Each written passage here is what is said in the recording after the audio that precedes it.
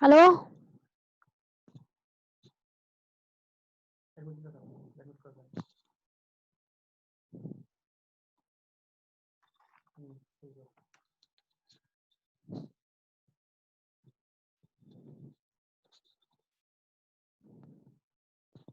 Hello.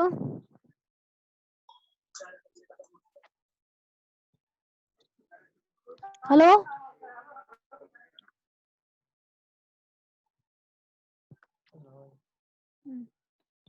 Hello.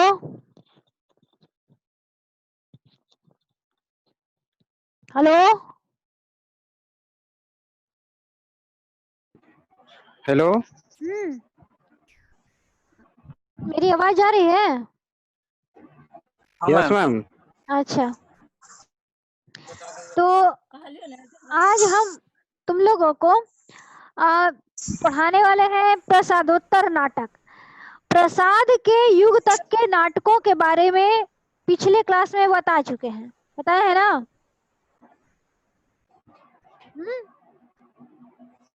Hello. Hello. हाँ yes ma'am. तो हम पढ़ाने वाले थे आप लोग को आज प्रसादोत्तर नाटक के बारे में समझाने वाले थे। प्रसाद के युग तक के नाटकों के बारे में पिछले क्लास तक में हम पढ़ा चुके हैं कि प्रसाद युग के नाटकों की क्या क्या विशेषता थी। उसके पहले द्विवेदी युग के बारे में बताए थे, उस समय के नाटकों के बारे में, भारतेंदु युग के नाटकों के बारे में बता चुके हैं।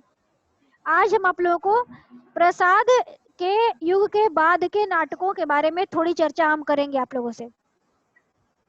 प्रसादोत्तर नाटक जब शुरू हुआ उसमें आधुनिकता बोध का समावेश धीरे धीरे होने लगा, क्योंकि भारत स्वतंत्र हो चुका। हेलो।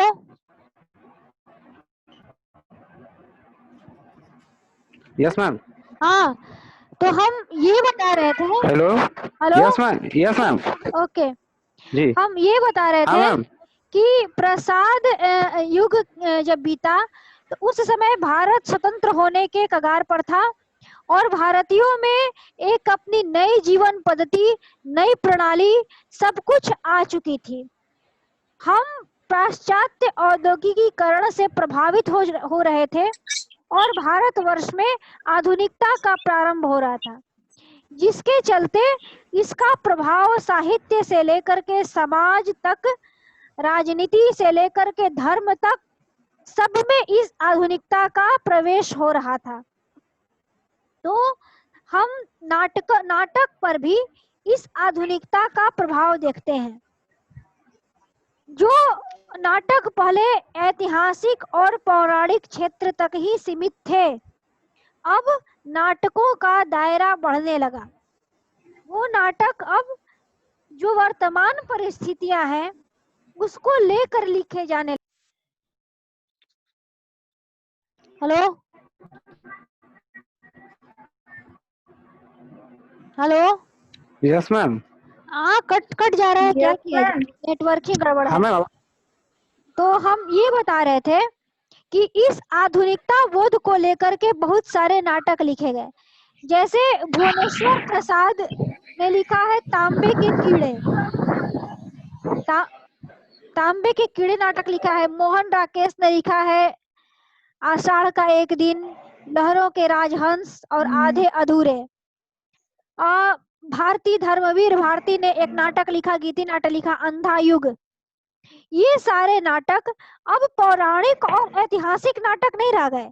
इन सब नाटकों में वर्तमान समय की समस्याओं का वर्णन हुआ, वर्तमान परिप्रेक्ष्य में वर्णन हुआ। अब लोग पुरानी घिसी पिटी प्रणाली को छोड़ रहे थे। उदाहरण तौर पे मान लीजिए कि अंधा युग नाटक आया।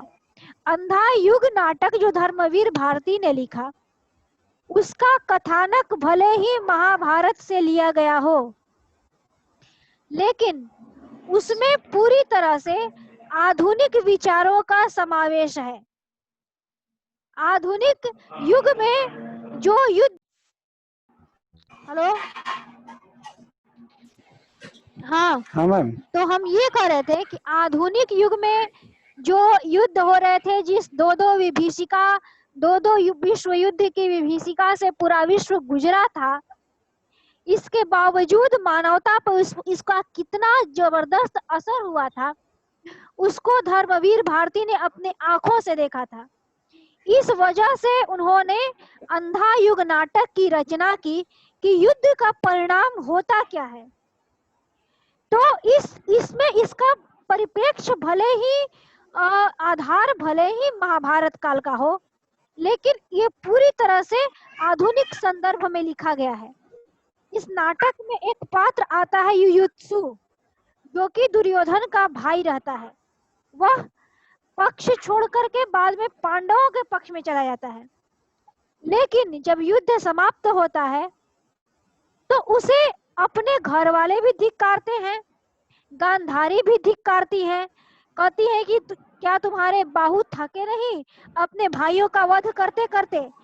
और पांडवों की तरफ से भी निराशा उसे मिलती है कि इसने तो अपने भाइयों का ही साथ छोड़ दिया। तो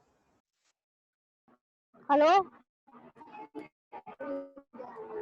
हेलो यस मैम। हाँ, तो इस बात को जब दोनों तरफ से दुत्कारा जाता है, तो वह यह कहता है कि युद्ध में पक्ष चाहे धर्म का हो या अधर्म का हो, अंत में भुगतना दोनों को पड़ता है, अंत में आहत दोनों होते हैं। ऑनलाइन है।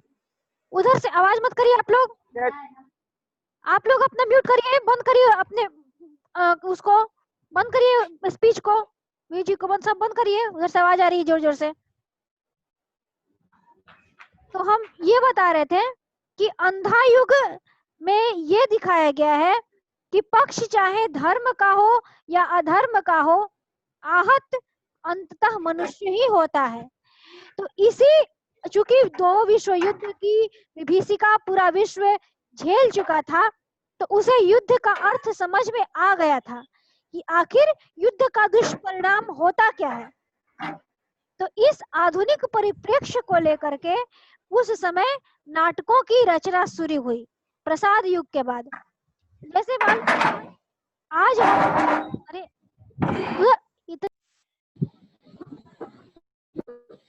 Hello yes ma'am. तो हम ये ही बता रहे थे कि आधुनिकता का प्रवेश साहित्य में हो चुका था और उससे प्रभावित होकर के नाटकों की रचना हो रही थी। मोहन राकेश ने भी 3 नाटक लिखे, आषाढ़ का एक दिन 1958 में, लहरों के राजहंस 1963 में और आधे अधूरे 1969 में। इस तरह से बहुत सारे नाटकों की रचना हुई आधुनिकता बोध को आधार बना करके। जैसे मान लीजिए कि आज यदि कोई नाटक लिखना चाहे, तो जैसे कोरोना काल चल रहा है, ऐसा हम आप लोग को उदाहरण बता रहे हैं, तो ये महामारियों का काल है, तो इस आधार पर भी नाटक लिखे जा सकते हैं। ये सब आधुनिकता का ही प्रभाव है, पर्यावरण के अतिशय हनन का प्रभाव है कि यह सब स्थिति विश्व में उत्पन्न हुई है। एक वैश्विक परिप्रेक्ष्य है इस नाटक, इस महामारी को लेकर के। तो ये बहुत ही गहराई से इस पर भी साहित्य की रचना हो सकती है। उसी तरह से चूंकि ये अतिशय आधुनिकता का परिणाम है, अतिशय भोगवादी अवस्था का परिणाम है, इसको लेकर के भी साहित्य आजकल रचा जा सकता है। उसी तरह से धीरे धीरे आधुनिक परिप्रेक्ष्य में नाटकों की और साहित्य की रचना प्रारंभ हुई। उस समय कुछ पौराणिक नाटक भी लिखे गए, लेकिन जितने पौराणिक नाटक लिखे गए लगभग सबका भले ही आधार पौराणिक हो, परंतु जो उसका परिप्रेक्ष्य है, पौराणिकता का जो संदर्भ है, वह पूरी तरह से बदल करके आधुनिक परिप्रेक्ष्य में लागू होता है। जैसे उस समय उदय शंकर भट्ट ने लिखा अम्बा, सागर विजय, मत्स्य गंधा, विश्वामित्र, राधा, ऐसे बहुत सारे नाटक लिखे गए पौराणिक संदर्भ में से लिखा गया। ये सारे जितने नाटक लिखे गए सब पौराणिक संदर्भ को आधार बनाकर लिखे गए, लेकिन पौराणिकता का संदर्भ भले हो, लेकिन उसमें पूरी तरह से आधुनिकता को परिप्रेक्ष्य में बीच में लाया गया है। ऐतिहासिक नाटकों की रचना हुई। उदय शंकर भट्ट ने विक्रमादित्य लिखा, दाहर या सिंध पतन लिखा, मुक्ति पथ लिखा, द्वारिका प्रसाद मौर्य का हैदर अली नाटक लिखा गया, भगवती प्रसाद पाथरी का नाटक लिखा गया, और श्यामाकांत पाठक का बुंदेल केसरी लिखा गया। इस तरह से बहुत सारे ऐतिहासिक नाटकों की रचना हुई। प्रसादोत्तर ऐतिहासिक नाटककारों में मुख्य रूप से हरे कृष्ण प्रेमी, उदय शंकर भट्ट, श्री लक्ष्मी नारायण मिश्र, वृंदावन लाल वर्मा, राम कुमार वर्मा और जगदीश चंद्र माथुर ये नाटककार प्रसिद्ध हैं। प्रसादोत्तर नाटककारों की परंपरा में ये सारे नाटककार मुख्य रूप से आते हैं। ठीक है। Hello hello hello hello. Yes ma'am. बच्चा रो रहा है, बंद करो, आवाज को म्यूट करो, अपना आवाज म्यूट करो, उधर से आवाज आ रही है बच्चे के रोने की।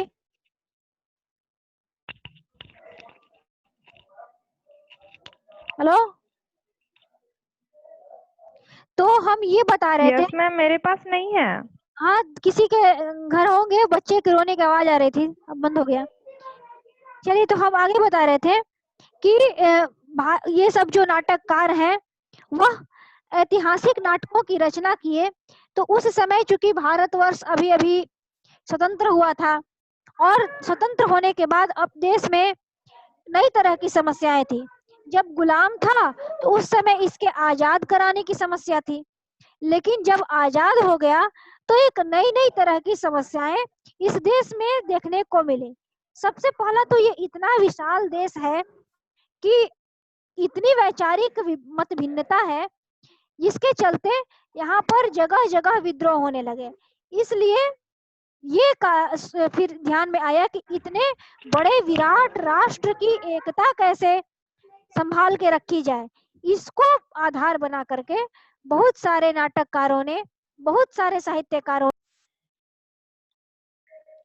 हेलो, तो हम ये बता रहे थे कि उस समय हमारे देश में फिर नई नई तरह की समस्याएं जन्म लेने लगी और उन समस्याओं को आधार बना करके साहित्य की रचना होने लगी। और फिर इसके बाद वृंदावन लाल वर्मा ने नाटक लिखा, झांसी की रानी। बहुत प्रसिद्ध नाटक है वृंदावन लाल वर्मा का, झांसी की रानी बहुत प्रसिद्ध नाटक है। इसके बाद पूर्व की ओर, बीरबल, ये सब नाटकों की रचना किए वृंदावन लाल वर्मा।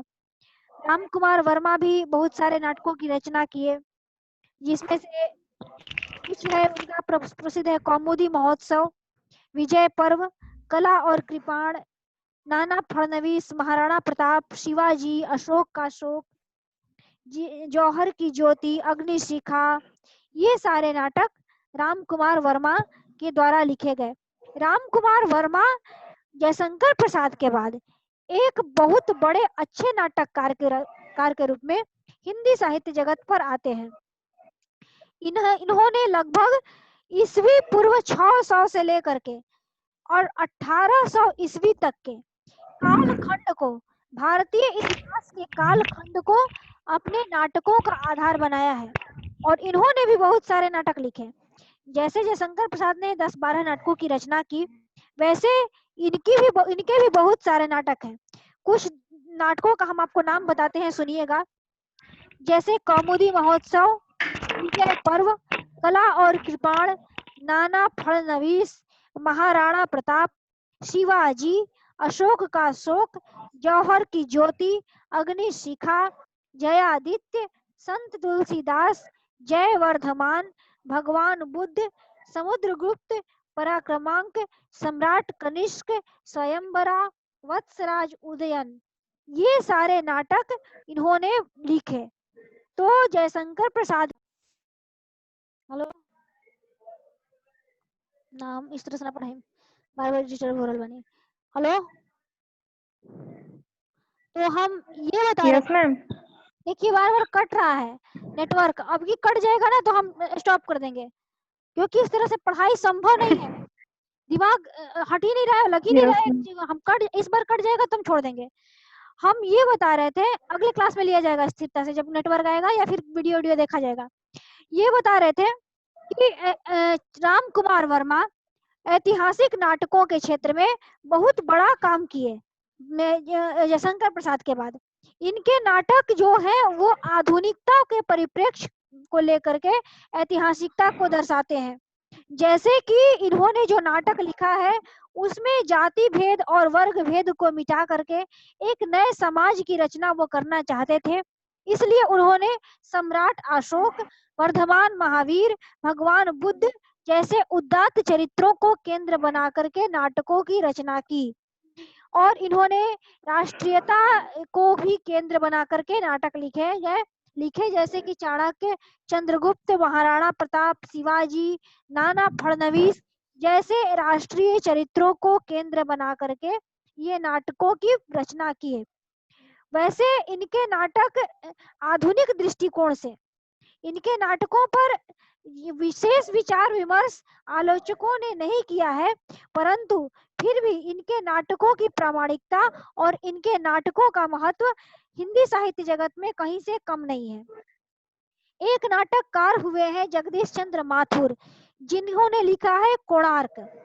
कोणार्क बहुत सुंदर नाटक है, जिसमें कि कोणार्क के सूर्य मंदिर का निर्माण किस प्रकार हुआ है इसका वर्णन इस नाटक में है, जिसमें उन्होंने एक शिल्पी की कथा कही है, एक बूढ़े शिल्पी की कथा कही है जिसने कोणार्क के सूर्य मंदिर का निर्माण किया था। बहुत सुंदर नाटक है। एक शिल्पकार और राजा के बीच लड़ाई में वैचारिक मत वैभिन्न में कैसे शिल्पकार की जीत होती है, इसको आधार बना करके कोणार्क नाटक लिखा गया। बहुत सुंदर नाटक है। और कोणार्क का निर्माता जो है विशु रहता है शिल्पी, जिसने कि कोणार्क के सूर्य मंदिर का निर्माण किया था। लेकिन अंत में राजा और विशु के बीच संघर्ष में विशु की जय होती है और शिल्पकार की जीत होती है। बहुत सुंदर नाटक जगदीश चंद्र माथुर ने इस नाटक को लिखा। प्रसादोत्तर नाटकों में कुछ ऐसे नाटक हुए जो कि जिन्हें की समस्या नाटक कहा जाता है। इसका अर्थ क्या हुआ कि इस युग में बहुत सारी समस्याएं थी। आधुनिक युग में मनुष्य के सामने एक समस्या नहीं है, बहुत सारी समस्याएं हैं। जीवन के हर क्षेत्र में